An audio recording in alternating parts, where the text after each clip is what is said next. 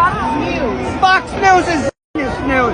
Corporate Zionist news. You're full of shit. That's what you are. I just want to ask you, do you care about the babies that were beheaded? No, they were never beheaded. That was a made-up story. It's not true. It's bullshit.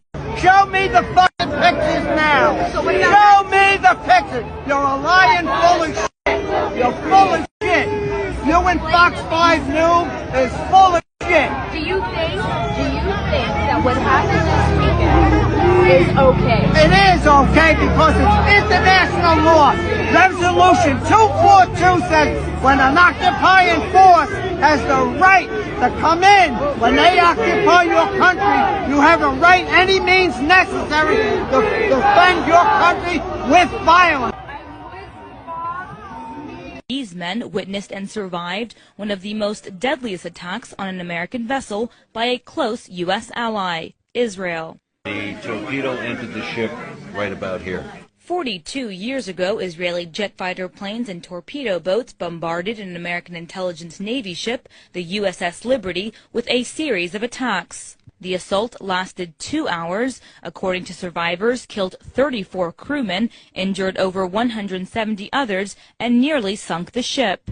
The whole story of it being an accident is just not true.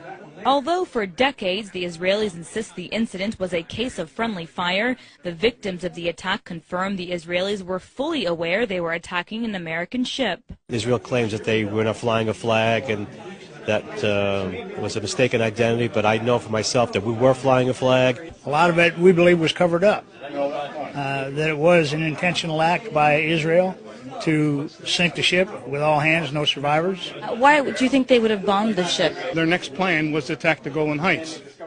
So the troops they had on the Sinai now had to be moved to take the Golan Heights. The fact that the Israelis were massacring Egyptian troops, Egyptian prisoners of war. They had so many of them, and once again, they wanted to move all the troops they could to the Syrian border, and they couldn't handle the Egyptian prisoners of war, so they massacred them. So it's perceived that they thought that we were intercepting the fact that that happened. This is a provocative act of war, would you not agree? Oh yes, definitely. What happened? How did the U.S. react when this happened? USS Saratoga, which was I can't tell you how many miles away, but it was several miles away, launched aircraft to come to our aid once we got the Mayday signal out. And those jets were recalled by McNamara, I believe. They relaunched, and the second wave was called back by President Johnson himself. That he did not want, for whatever reason, did not want the U.S. involved in this on our side. What do you think that is? Because I think Israel has too much money and they can have too many controlling interests in our government. I know there was a conspiracy between our government and Israel at the time, so that's the reason why they didn't pursue it, and why the investigations and the interrogations were done and covered up because of the alliance between Israel and the United States, which I think is wrong. I don't care who they are.